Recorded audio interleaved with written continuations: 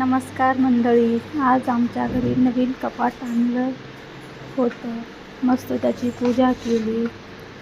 Cooler पण आणलं होतं, पूजा केली त्याची पण. मस्त स्वस्तिक ते सगळं काढलं. लक्ष्मीची पूजा केली, लॉकरची पूजा केली, मग पुन्हा कूलरची पूजा केली.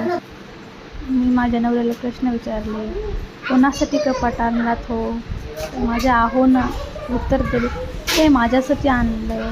तुला तर एक कपाट आहे तरी पुरी होत नाही, ते फक्त माझेच कपडे ठेवणार. कोणाकोणाला आवडलं नक्की कमेंट करा.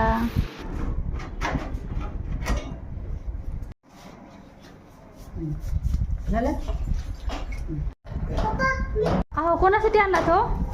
माझ्यासाठी. तुमचे कपडे ठेवणार आहात? माझे नाही का हो? नाही, फाडू नको. आयुष, कूलर आलेत पप्पानं.